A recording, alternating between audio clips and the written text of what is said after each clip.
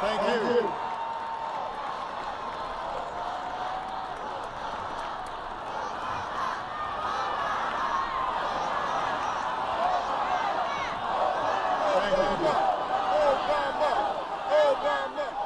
Thank you so much.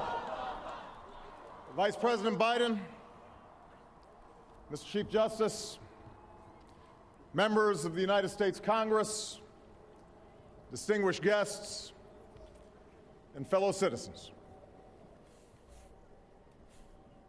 Each time we gather to inaugurate a president, we bear witness to the enduring strength of our Constitution. We affirm the promise of our democracy. We recall that what binds this nation together is not the colors of our skin or the tenets of our faith or the origins of our names. What makes us exceptional, what makes us American, is our allegiance to an idea articulated in a declaration made more than 2 centuries ago. We hold these truths to be self-evident, that all men are created equal,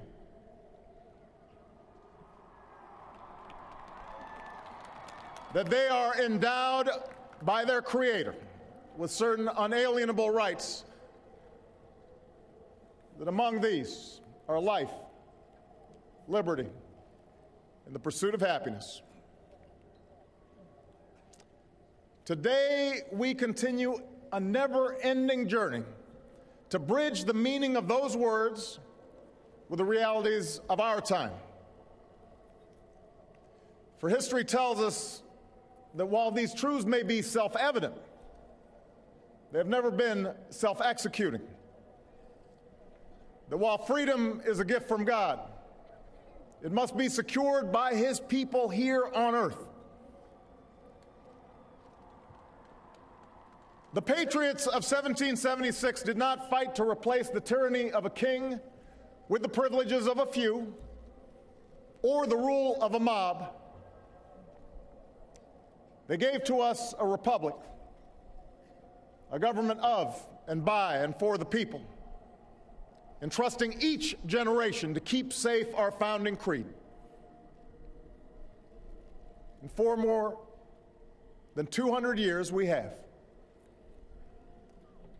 Through blood drawn by lash and blood drawn by sword, we learned that no union founded on the principles of liberty and equality could survive half slave and half free. We made ourselves anew and vowed to move forward together.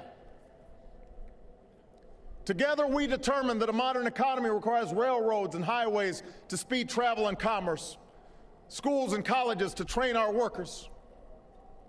Together, we discovered that a free market only thrives when there are rules to ensure competition and fair play. Together, we resolved that a great nation must care for the vulnerable and protect its people from life's worst hazards and misfortune.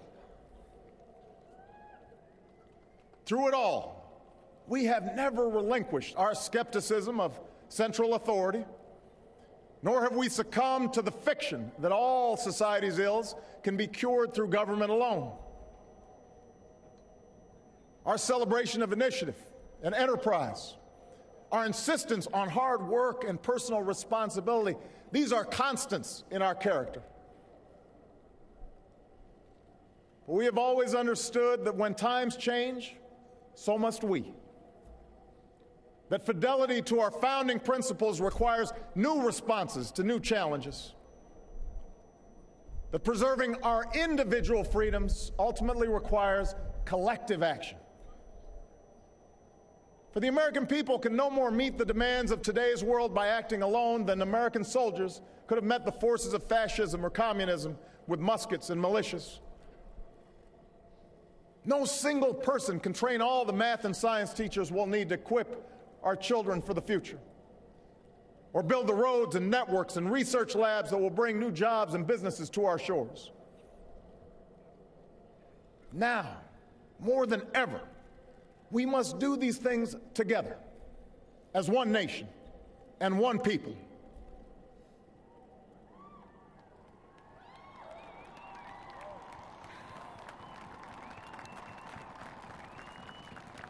This generation of Americans has been tested by crises that steeled our resolve and proved our resilience.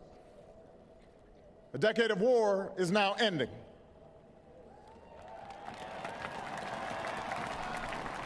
An economic recovery has begun. America's possibilities are limitless, for we possess all the qualities that this world without boundaries demands: youth and drive, diversity and openness, an endless capacity for risk, and a gift for reinvention. My fellow Americans, we are made for this moment, and we will seize it so long as we seize it together.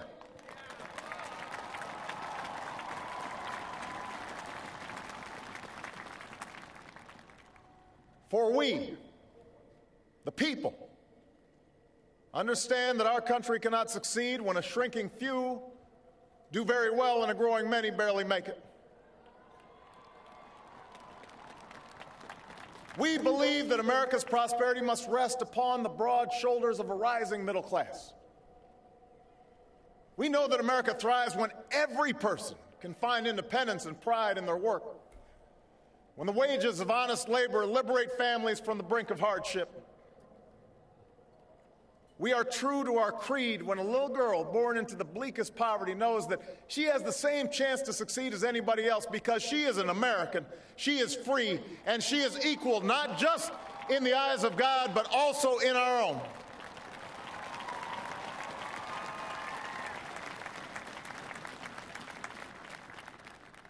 We understand that outworn programs are inadequate to the needs of our time.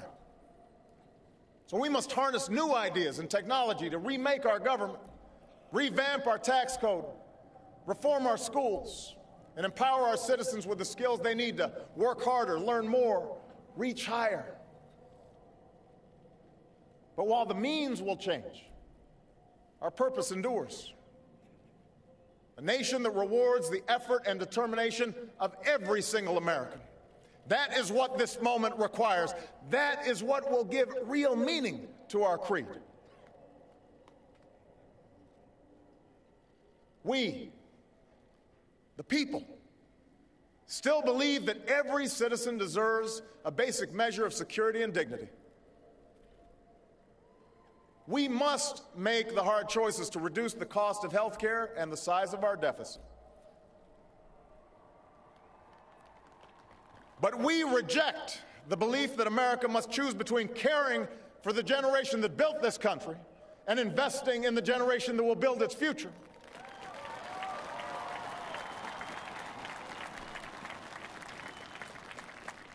For we remember the lessons of our past, when twilight years were spent in poverty and parents of a child with a disability had nowhere to turn. We do not believe that in this country freedom is reserved for the lucky or happiness for the few. We recognize that no matter how responsibly we live our lives, any one of us, at any time, may face a job loss or a sudden illness or a home swept away in a terrible storm. The commitments we make to each other through Medicare and Medicaid and Social Security, these things do not sap our initiative, they strengthen us. They do not make us a nation of takers, they free us to take the risks that make this country great.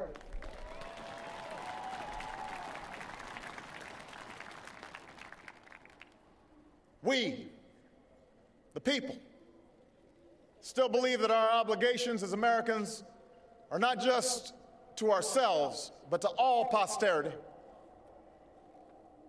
We will respond to the threat of climate change, knowing that the failure to do so would betray our children and future generations.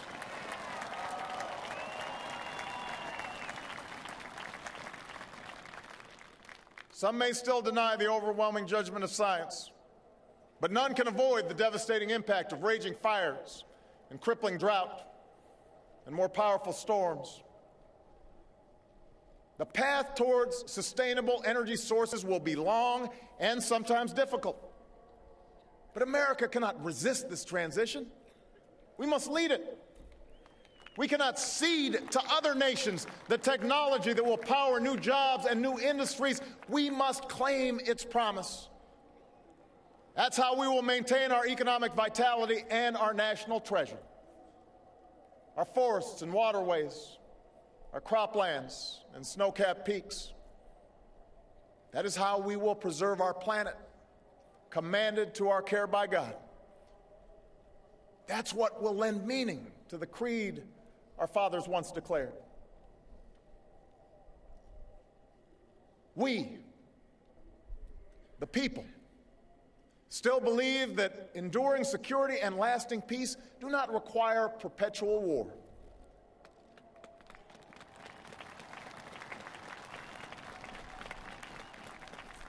Our brave men and women in uniform, tempered by the flames of battle, are unmatched in skill and courage.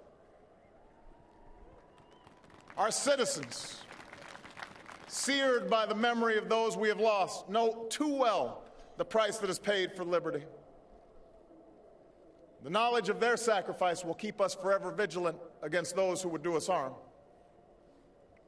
But we are also heirs to those who won the peace and not just the war, who turned sworn enemies into the surest of friends, and we must carry those lessons into this time as well. We will defend our people and uphold our values through strength of arms and rule of law. We will show the courage to try and resolve our differences with other nations peacefully, not because we are naive about the dangers we face, but because engagement can more durably lift suspicion and fear.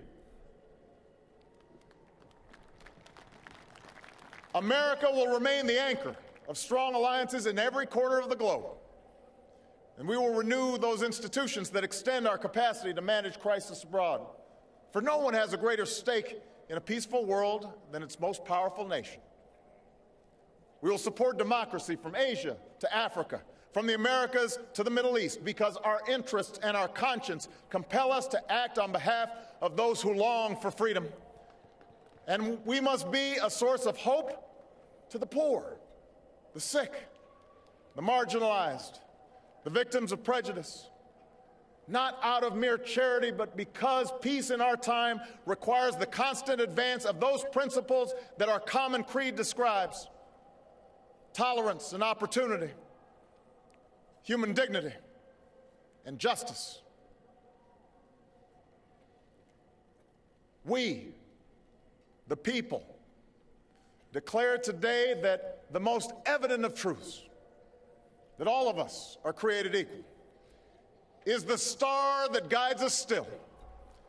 Just as it guided our forebears through Seneca Falls and Selma and Stonewall, just as it guided all those men and women, sung and unsung, who left footprints along this great mall, to hear a preacher say that we cannot walk alone, to hear a king proclaim that our individual freedom is inextricably bound to the freedom of every soul on earth.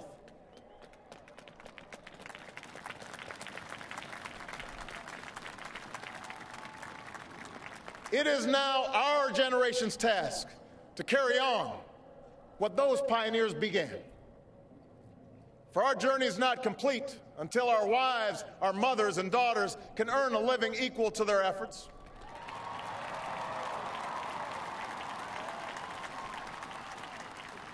Our journey is not complete until our gay brothers and sisters are treated like anyone else under the law. For if we are truly created equal, then surely the love we commit to one another must be equal as well. Our journey is not complete until no citizen is forced to wait for hours to exercise the right to vote. Our journey is not complete until we find a better way to welcome the striving, hopeful immigrants who still see America as a land of opportunity, until bright young students and engineers are enlisted in our workforce rather than expelled from our country.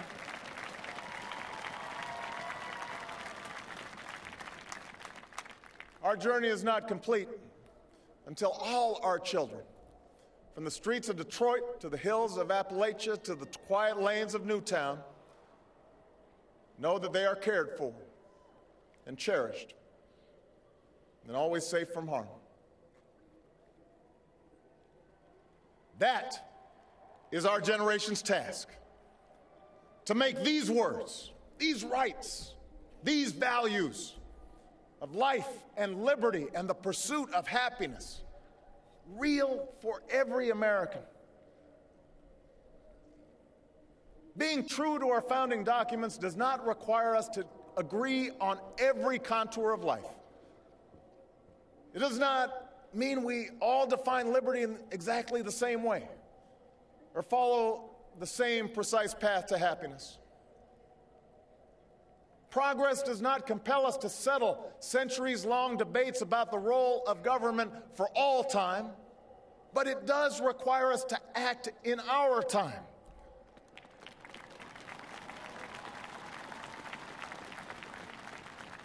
For now, decisions are upon us, and we cannot afford delay. We cannot mistake absolutism for principle, or substitute spectacle for politics, or treat name-calling as reasoned debate. We must act. We must act knowing that our work will be imperfect. We must act knowing that today's victories will be only partial, and that it will be up to those who stand here in 4 years, and 40 years, and 400 years hence to advance the timeless spirit once conferred to us in a spare Philadelphia hall.